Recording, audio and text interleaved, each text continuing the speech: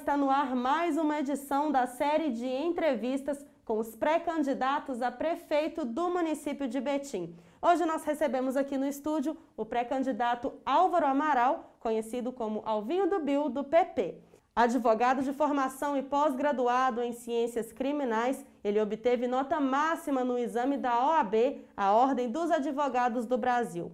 Filho do ex-prefeito Nilton Amaral, Alvinho se mudou para Maceió após a morte do pai, onde trabalhou na Companhia de Água e Saneamento do Estado de Alagoas. De volta a Betim em 1990, trabalhou na prefeitura e atuou em outros órgãos públicos e entidades representativas de classe. Atualmente, faz trabalhos voluntários nas áreas sociais e do esporte. O pré-candidato ainda é membro da APUA, a Associação dos Protetores, Usuários e Amigos da Represa Várzea das Flores. Alvinho, muito obrigada por aceitar nosso convite. Eu que tenho que agradecer a oportunidade de estar aqui no portal, apresentando para a população de Betim, e espero que seja proveitoso para todos. Ok, Alvinho, a dissertação da sua pós-graduação em Ciências Criminais foi sobre a responsabilidade penal das pessoas jurídicas em crimes ambientais. O meio ambiente será uma das suas principais bandeiras numa futura campanha? Sim. O meio ambiente ele é importante que se dê uma atenção especial para a preservação para esta geração e para gerações futuras. Mas não será a única bandeira. Nós temos que entender também que o meio ambiente não pode ser um empecilho para o desenvolvimento humano e social da nossa cidade. Nós teremos também prioridades na saúde, no esporte, na segurança pública e em todas as áreas sociais do nosso município. Ok, ainda nessa linha ambiental, como eu disse no início, o senhor integra a Associação dos Protetores, Usuários e Amigos da Represa Várzea das Flores, a APUA. E o senhor tem algum projeto específico para aquela região? A Várzea das Flores, ela tem características bem específicas. Ela foi construída para servir de abastecimento humano para a região metropolitana. Então é de fundamental importância que todas as administrações públicas daqui da região metropolitana se empenhem na preservação da Várzea das Flores. Preservações em que sentidos?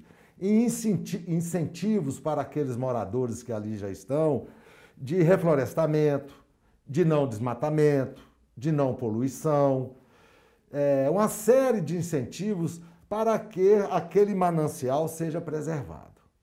Uma questão que nós tivemos uma luta muito grande, foi o ano passado, se eu não me engano, até com audiência pública na Assembleia Legislativa do Estado de Minas Gerais, que foi o combate da intenção do poder público municipal de levar o lixão para a região da Serra Negra.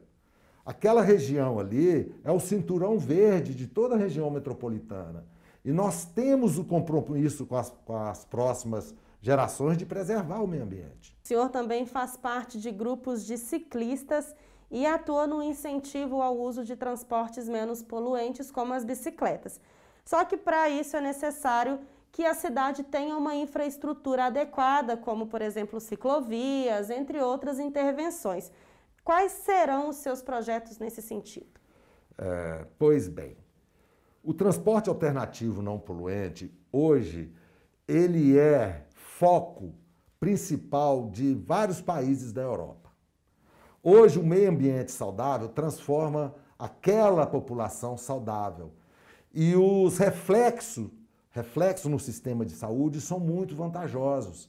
Diminui o número de internações, diminui o número de doenças, aumenta o número de praticantes do esporte. Então, transforma a sociedade numa sociedade mais saudável. Porque nós temos que entender o transporte alternativo não poluente, não só aquele praticante utilitário, aquele que utiliza a bicicleta como lazer, mas também para aquele que usa como meio de transporte para o trabalho. Ao invés de termos ônibus lotados, principalmente nessa pandemia do coronavírus, por que não a administração pública tem incentivado a utilização da bicicleta, que ele é um transporte individual, que ao invés de você pegar um ônibus para ir ao trabalho, lotado, cheio ali, com o risco de transmissão do coronavírus, se a pessoa utilizasse a bicicleta ao invés do ônibus para ir trabalhar, esse risco não aconteceria. Para se ter uma ideia, países do primeiro mundo, como Inglaterra, como França, como a Finlândia, já estão fazendo campanhas maciças nessa questão do coronavírus para a utilização do transporte alternativo não poluente e individual, que é a bicicleta. Uma outra questão muito importante que nós temos que entender, que é quando se fala em saúde. Saúde não é só construir prédio. Você manter uma população saudável, oferecer um serviço de qualidade, requer muito mais do que construir prédio. Requer dar condições de trabalho para os médicos da saúde, para os enfermeiros, para todo aquele corpo que trabalha na área da saúde, ter condições de trabalho para cuidar da nossa população. Uma outra questão muito importante que é o esporte. A maioria das administrações públicas, quando tem qualquer crise financeira, a primeira área que corta é a área esportiva. Isso está errado. O esporte tem que ser fundamental em qualquer sociedade, porque mente sã em corpo são. Esse já era um ditado da Grécia Antiga. O esporte tira a criança da rua, o esporte dá disciplina para a criança, o esporte afasta a criança das drogas. Eu sou criminalista e o que eu vejo hoje, o Estado brasileiro, é atacar a violência urbana com o direito penal, sendo o primeiro elemento. O direito penal tem que ser o último elemento. Você combate a violência urbana com inclusão social, dando esperança para aquelas classes mais baixas que se formem, que arrumem emprego, dando sustentação para que uma família cresça com dignidade. E isso nós não estamos vendo na nossa cidade. Alvin, o senhor comentou de saúde agora nessa resposta. Como que o senhor avalia o sistema de saúde em Betim atualmente? A gestão da saúde é um desafio de todo gestor. Mas não é novidade nenhuma que a saúde de Betim, antes do coronavírus, já era um caos. Nós temos um número incalculável de exames na fila para serem feitos, nós temos a sobrecarga dos nossos agentes de saúde, dos nossos profissionais de saúde, nós temos uma falta de material humano muito grande. Saúde, como a gente sabe, que não é só construir prédios. Saúde você tem que investir no material humano, dar condições para o material humano. Né? Com o coronavírus, a situação se agravou, como em todo o Brasil. Né? E essa questão do coronavírus está muito ligada também à questão ambiental, porque a gente não sabe de onde que veio esse coronavírus, a gente não sabe como está sendo essa transmissão do coronavírus. O número de testes é um número insuficiente.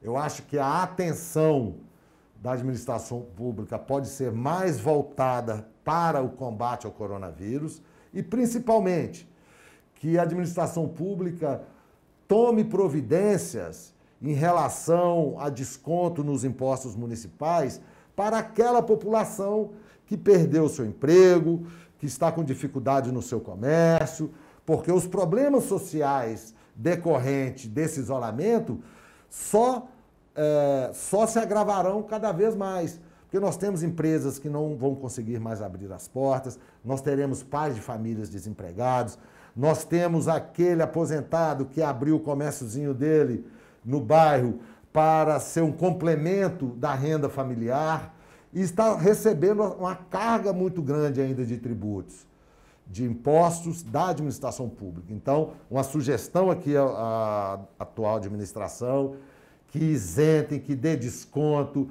que dê abatimentos no pagamento dos impostos e, por outro lado, que também dê incentivos para que a gente se erga economicamente. Para viabilizar uma candidatura, é necessário, além de apoio político, apoio também financeiro e da população. O senhor acredita que vai conseguir reunir esse tripé? Com certeza.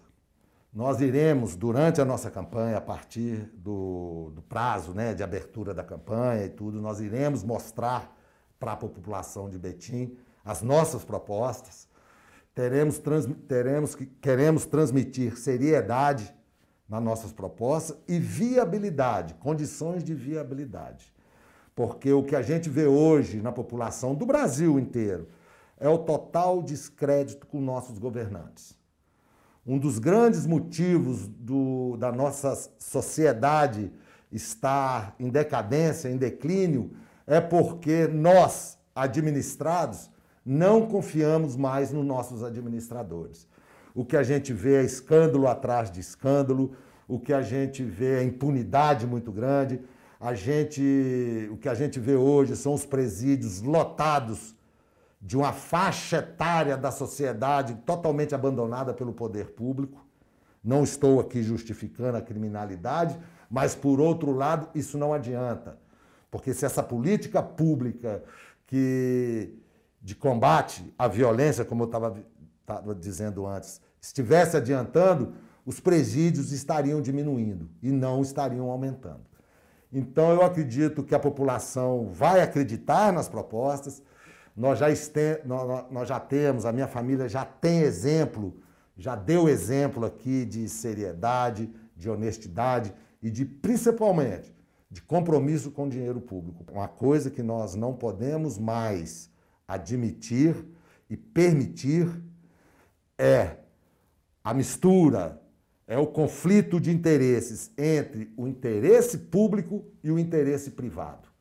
Eu digo isso em relação ao aeródromo de Iotim, que ele seja bem-vindo, mas que seja transparente, que a administração pública seja transparente, nos apresentando quem são os seus parceiros, nos apresentando toda a legalidade de implantação desse aeródromo na nossa cidade. Gostaria aqui de fazer o requerimento, de fazer a solicitação, que a administração pública apresente para a população as licenças ambientais e todo o processo de implantação desse aeródromo aqui em Betim.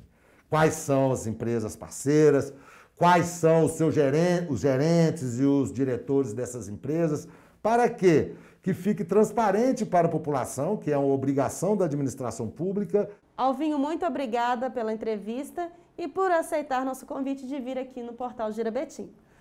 Eu queria também agradecer e me colocar à disposição do Portal Gira Betim e de toda a população de Betim para ouvir, para discutir e para fazer propostas de uma administração voltada para o povo, porque o elemento mais importante de uma cidade é o ser humano.